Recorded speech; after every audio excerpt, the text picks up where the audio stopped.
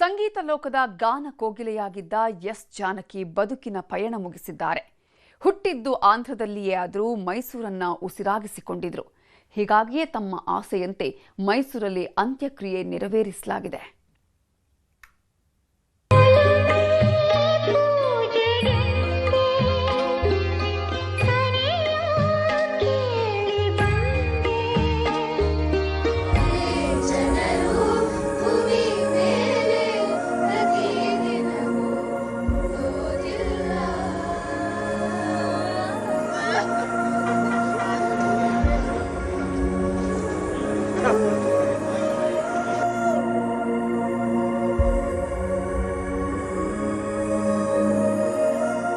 ಇದು ಅತ್ತು ಮರೆಯುವಂತಹ ದುಃಖವಲ್ಲ, ಸಂತೈಸಿದ್ರೂ ಸಮಾಧಾನವಾಗುವಂತಹ ನೋವಲ್ಲ.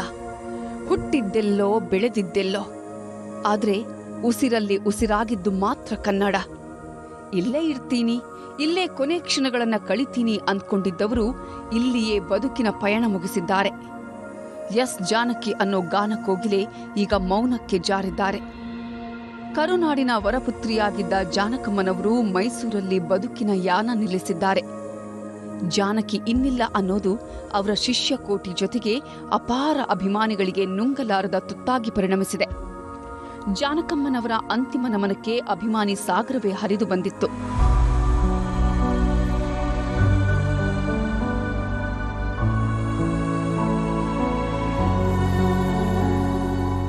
ದಕ್ಷಿಣ ಭಾರತದ ಗಾನ ಕೋಗಿಲೆ, 4 ಬಾರಿ ರಾಷ್ಟ್ರ ಪ್ರಶಸ್ತಿ ಪಡೆದ ಸ್ವರ ಸಾಮ್ರಾಜ್ಞೆ, ಸುಮಧುರ ಕಂಠದಿಂದಲೇ 5 ದಶಕಕ್ಕೂ ಹೆಚ್ಚು ಕಾಲ ಸಂಗೀತಾಭಿಮಾನಿಗಳ ಮನಗೆದ್ದ ಗಾನಗಾರುಡಿ.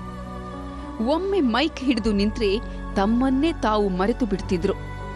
ಒಮ್ಮೆ ಮಗುವಂತೆ ಹಾಡ್ತಿದ್ರು, ಮಗದೊಮ್ಮೆ ಪ್ರಾಯದ ತರುಣಿಯಂತೆ ಸ್ವರನಾದ ನುಡಿಸ್ತಿದ್ರು. ಇನ್ನೊಮ್ಮೆ ಭಕ್ತಿಯ ಕಡಲಲ್ಲಿ ಮಿಂದೇಳಿಸ್ತಿದ್ರು. ಭಾವಗೀತೆಯಿಂದ ಹಿಡಿದು ಭಕ್ತಿಗೀತೆ, ಪ್ರೇಮಗೀತೆಯಿಂದ ಹಿಡಿದು ವಿರಹ ಗೀತೆಯವರೆಗೂ ಧ್ವನಿಯಾಗಿದ್ದರು.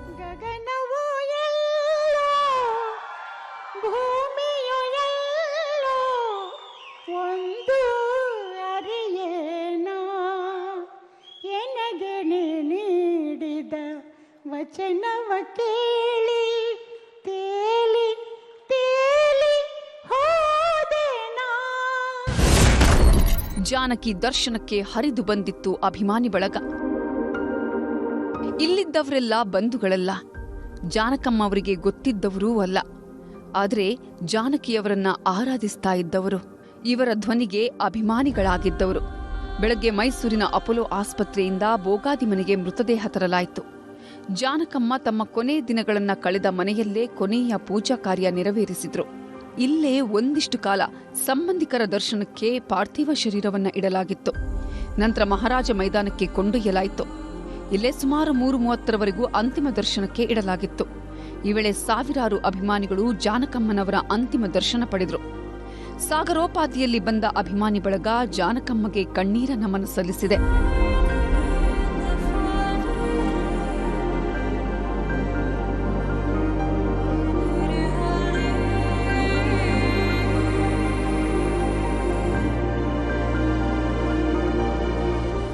ಎಸ್ ಜಾನಕಿ ತಮ್ಮ ಇಡೀ ಬದುಕನ್ನೇ ಸಂಗೀತ ಲೋಕಕ್ಕೆ ಮೀಸಲಿಟ್ಟಿದ್ರು.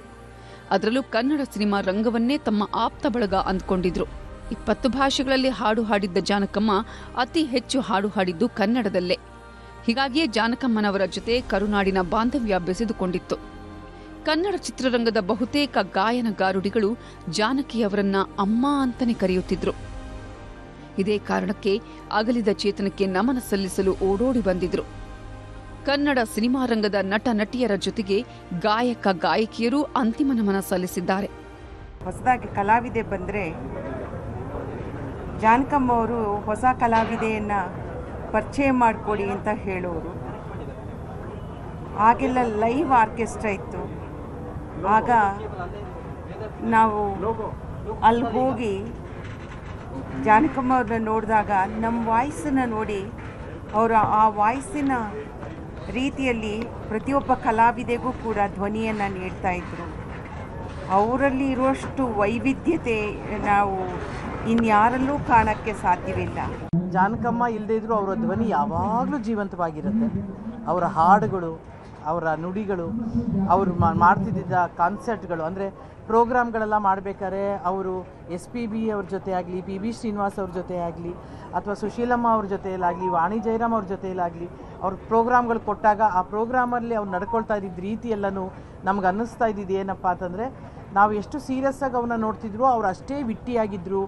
ಇಂಥ ಮಹನೀಯರು ಒಂದು ರೀತಿ ಏನು ಹೇಳ್ತಾರೆ, ಶಾಶ್ವತವಾಗಿ ಹಿರಿಕರು ಹೇಳೋಗೆ ಸೂರ್ಯ ಚಂದ್ರ ಇರೋವರೆಗೂ ಇವರೆಲ್ಲರೂ ನಮ್ಮೊಂದಿಗೆ ಶಾಶ್ವತವಾಗಿರ್ತಾರೆ. ಯಾಕಂದರೆ ಅವರು ಮಾಡಿರುವಂಥ ಕೆಲಸ ಅಷ್ಟೇ ಅಲ್ಲದೆ ಅವರ ಮನಸ್ಸು, ಅವರ ಹೃದಯ, ಅವರು ನಡ್ಕೊಂಡಂಥ ರೀತಿ ಯಾರಿಗೂ ಯಾವ ರೀತಿಯಾದಂಥ ತೊಂದರೆಯನ್ನು ಕೊಡದೆ ಎಲ್ರಿಗೂ ಕೇವಲ ಆನಂದವನ್ನು ಮಾತ್ರ ಕೊಟ್ಟು ಹಾಡುಗಳ ಮೂಲಕ, ಅವರ ಮಾತುಗಳ ಮೂಲಕ.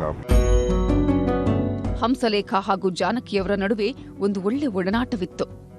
ಹಂಸಲೇಖರ ಸಂಗೀತ ನಿರ್ದೇಶನದಲ್ಲೇ ಅತ್ಯದ್ಭುತ ಹಾಡು ಹಾಡಿದ್ರು. ಹೀಗಾಗಿಯೇ ಕುಟುಂಬ ಸಮೇತರಾಗಿ ಬಂದು ಅಗಲಿದ ಚೇತನಕ್ಕೆ ಕಣ್ಣೀರ ನಮನ ಸಲ್ಲಿಸಿದ್ದಾರೆ. ಅಲ್ಲದೆ ಜಾನಕಿಯವರ ಧ್ಯಾನ ಮಂಟಪ ನಿರ್ಮಾಣ ಮಾಡೋದಾಗಿಯೂ ಹೇಳಿದ್ರು. 6 ದಶಕಗಳ ಕಾಲ ತಮ್ಮ ಸಂಗೀತದಲ್ಲಿ ಅವರು ಎಲ್ಲವನ್ನು ಆರಾಧಿಸಿ ಪೂಜಿಸಿದ್ದಾರೆ ಅಂತ ತಾಯಿ ಇವತ್ತು ಮೈಸೂರಿನಲ್ಲಿ ಮಣ್ಣಾಗುವ ಮುಂಚೆ ನಾವು ಕಣ್ತೆರೆದಿದ್ದೇವೆ. ಈಗ ಅವರ ಪ್ರಿಯ ಶಿಷ್ಯನ ಜಾಗದಲ್ಲಿ ಅವರ ಸಮಾಧಿ ಆಗಲಿದೆ. ನಾನು ನಮ್ಮ ಕರ್ನಾಟಕದ ಸಂಗೀತ ಸಂಘದ ಪರವಾಗಿ ಒಂದು ನಿರ್ಧಾರ ತೆಗೆದುಕೊಂಡು ಇವತ್ತು ಹೇಳ್ತಾ ಇದ್ದೀನಿ. ಆ ಶಿಷ್ಯ ಒಪ್ಪಿದರೆ, ಅವ್ರ ಕುಟುಂಬದವರು ಒಪ್ಪಿದರೆ, ನಾವು ಅಲ್ಲಿ ಜಾನಕಮ್ಮನವರ ಬೃಹತ್ ಧ್ಯಾನ ಮಂಟಪದ ಒಂದು ಮೆಮೋರಿಯಲನ್ನು ನಿರ್ಮಿಸ್ತೇವೆ. ಅದಕ್ಕೆ ನಮ್ಮ ಸಂಗೀತದ ಸಂಘದ ಪೂರ್ತಿ ನೆರವೇರುತ್ತೆ. ಸಾರ್ವಜನಿಕರು, ಅವರ ಅಭಿಮಾನಿಗಳು, ಸರ್ಕಾರ ಇದ್ರ ಜೊತೆಯಲ್ಲಿ ಕೈಗೂಡಿಸ್ಬೇಕು ಅಂತ ನಾನು ವಿನಂತಿ ಮಾಡ್ಕೋತಾ ಇದ್ದೀನಿ. ಎಸ್ ಜಾನಕಿಯವರು ಮಗ ತೀರಿಕೊಂಡ ಮೇಲೆ ಒಬ್ಬಂಟಿಯಾಗಿದ್ರು. ಮೈಸೂರಲ್ಲಿದ್ದ ಹಿರಿಜೀವವನ್ನ ಒಂದಿಷ್ಟು ಮಂದಿ ಕಣ್ಣಲ್ಲಿ ಕಣ್ಣಿಟ್ಟು ನೋಡ್ಕೊಳ್ತಿದ್ರು. ಅಂಥವರಲ್ಲಿ ಪವನ್ ಹಾಗೂ ಭಾಗ್ಯ ಕೂಡ ಒಬ್ರು. ಸರ್, ಮೈಸೂರಲ್ಲಿ ಮುಖ್ಯವಾಗಿ ಮೇಯ್ನ್ ಅಂದರೆ ನವೀನ್ ಕಡೆಯಿಂದ ನವೀನಾದಿಯಾಗಿ ಇಲ್ಲಿ ಡಾಕ್ಟರ್ಸ್ ಎಲ್ಲ ತುಂಬ ಅಮ್ಮಂಗೆ ದೊಡ್ಡ ಫ್ಯಾನ್ಸ್ ಇದ್ದಾರೆ. ಅವರೆಲ್ಲ ತುಂಬ ಆ್ಯಸ್ ಎ ಡಾಕ್ಟರಾಗಿ ಅವ್ರನ್ನ ಟ್ರೀಟ್ ಮಾಡ್ತಿರಲಿಲ್ಲ, ಫ್ಯಾನ್ಸ್ ಆಗಿ ಬರೋರು. ಕೊನೆ ಆಸೆ ಅಂತ ಅವ್ರಿಗೇನೂ ಇರಲಿಲ್ಲ ಸರ್. ಅವ್ರು ಮೈಸೂರಲ್ಲಿರಬೇಕು ಅಷ್ಟೇ, ಮೈಸೂರು ಫ್ಯಾನ್ಸು, ಮೈಸೂರಲ್ಲಿರಬೇಕು, ಅದೇ ಕೊನೆ ಆಸೆ. ಇನ್ನೇನು ಆಸೆ ನೋಡಲಿಲ್ಲ ಸರ್ ನಾನು ಅವ್ರನ್ನ. ಎಲ್ಲರಿಗೂ ಪ್ರೀತಿಸೋದೇ ಅವ್ರ ಆಸೆ. ಅಂದರೆ ಬೇಗ ಎದ್ದು ವಾಕಿಂಗ್ ಎಲ್ಲ ಮಾಡ್ತಾಯಿದ್ರು. ವಾಕಿಂಗ್ ಅಂದರೆ ಇದ್ರಲ್ಲ, ಮನೆ ಸರೌಂಡಲ್ಲೇ ಸುತ್ತಿ ಮಾಡ್ತಾಯಿದ್ರು. ಅವ್ರಿಗೆ ಇಷ್ಟವಾದದ್ದು ಅಂದರೆ ಇಡ್ಲಿನೇ.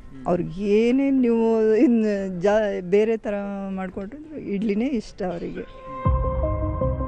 ಇನ್ನು ಅಗಲಿದ ಸಾಧಕಿಗೆ ಸಿಎಂ DKಶಿ ಕೂಡ ಕಂಬನಿ ಮಿಡಿದಿದ್ದಾರೆ. ಮೈಸೂರಿನ ಮೇಲೆ ಅವರಿಟ್ಟಿದ್ದ ಪ್ರೀತಿ ನೋಡಿದ್ರೆ ಖುಷಿಯಾಗತ್ತೆ. ಚಿತ್ರರಂಗದವರ ಜೊತೆ ಚರ್ಚಿಸಿ ಅವರ ಹೆಸರು ಅಜರಾಮರವಾಗಿರುವಂತೆ ಮಾಡಲು ಏನ್ ಮಾಡಬೇಕೋ ನೋಡ್ತೀನಿ ಎಂದಿದ್ದಾರೆ. ಸೊ ನಮ್ಮ ಭಾರತದ ಗಾನ ಕೋಗಿಲೆ ಅಂತೇಳಿ ಹೆಸರು ಪಡೆದಂತ ಜಾನಕಿ ನಮ್ಮ ಜೊತೆ ಇಲ್ಲ. 50 ವರ್ಷಗಳ ಕಾಲ ನಮ್ಮ ಸಿನಿಮಾ ರಂಗಕ್ಕೆ ಎಲ್ಲ ಭಾಷೆಯಲ್ಲೂ ಕೂಡ ಅವರು ಸೇವೆಯನ್ನು ಮಾಡಿದ್ದಾರೆ.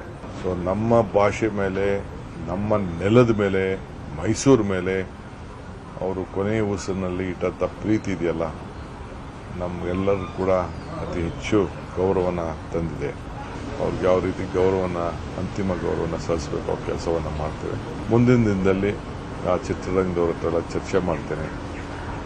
ಏನು ಅವ್ರಿಗೆ ಇನ್ಯಾವ ರೀತಿ ಅವರ ಹೆಸರು ಅಜಾಮರವಾಗಿ ನಿಂತ್ಕೊಳ್ಳಿಕ್ಕೆ ಏನು ಮಾಡಲಿಕ್ಕೆ ಸಾಧ್ಯನೋ ಅದ್ರ ಬಗ್ಗೆ ತೀರ್ಮಾನವನ್ನು ಮಾಡ್ತೇನೆ. ಮಧ್ಯಾಹ್ನ 3:30 ಸುಮಾರಿಗೆ ಮೈಸೂರಿನ ಮಹಾರಾಜ ಗ್ರೌಂಡ್ನಿಂದ HD ಕೋಟೆಗೆ ಮೃತದೇಹವನ್ನು ಸ್ಥಳಾಂತರಿಸಲಾಯಿತು. 4 ವರ್ಷದ ಹಿಂದೆ ಖರೀದಿಸಿದ್ದ ಕಣಿಯನಹುಂಡಿ ತೋಟದಲ್ಲೇ ಅಂತ್ಯ ಸಂಸ್ಕಾರ ನೆರವೇರಿಸಲಾಯಿತು. ಇದೇ ಜಾಗದಲ್ಲೇ ತಮ್ಮ ಅಂತ್ಯಕ್ರಿಯೆ ನೆರವೇರಿಸಬೇಕು ಅಂತಾನೂ ತಮ್ಮ ಕೊನೆ ಆಸೆಯನ್ನ ಹೇಳ್ಕೊಂಡಿದ್ರಂತೆ. ಹೀಗಾಗಿ ಕಣಿಯನಹುಂಡಿ ಜಮೀನಿನಲ್ಲಿ ತೆಲುಗು ಬ್ರಾಹ್ಮಣ ಸಂಪ್ರದಾಯದಂತೆ ಸಕಲ ಸರ್ಕಾರಿ ಗೌರವಗಳೊಂದಿಗೆ ಅಂತ್ಯಕ್ರಿಯೆ ನೆರವೇರಿಸಲಾಯಿತು.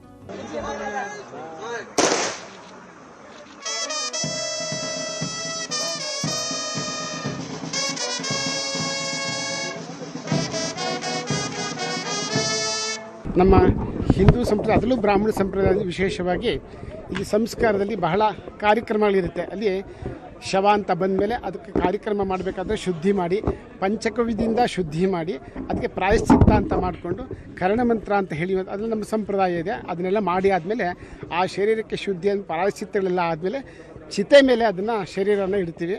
ಅಂಥ ಅಮ್ಮನವರ ಚಿತೆಯನ್ನು ಅಲ್ಲಿಟ್ಟ ಮೇಲೆ ದಹನ ಸಂಸ್ಕಾರ ಅಂತ ಇರುತ್ತೆ. ಅದನ್ನು ಅವರ ಸಂಬಂಧಿಕರು ಯಾರಿದ್ದಾರೋ ಅವ್ರ ಕೈಲಿ ಅಗ್ನಿ ಸ್ಪರ್ಶ ಮಾಡಿಸ್ತೀವಿ. ಇದಿಷ್ಟು ದಹನ ಸಂಸ್ಕಾರದ ಕಾರ್ಯಕ್ರಮ. ಒಟ್ನಲ್ಲಿ 5 ದಶಕಕ್ಕೂ ಹೆಚ್ಚು ಕಾಲ ಸಂಗೀತದ ಸುದೆ ಹರಿಸಿದ್ದ ಹಿರಿಯ ಜೀವ ಕಣ್ಮರೆಯಾಗಿದೆ. ಜಾನಕಮ್ಮ ಇನ್ನು ನೆನಪು ಮಾತ್ರ. ಆದರೆ ಜಾನಕಿಯವರು ಹಾಡಿದ್ದ ಒಂದೊಂದು ಹಾಡುಗಳು ಚಿರಸ್ಥಾಯಿಯಾಗಿರುತ್ತೆ. ಮಂಜು ಆರ್ಯ, ಆನಂದ್ ಜೊತೆ ಸುನಿಲ್, ನ್ಯೂಸ್ 18 ಮೈಸೂರು.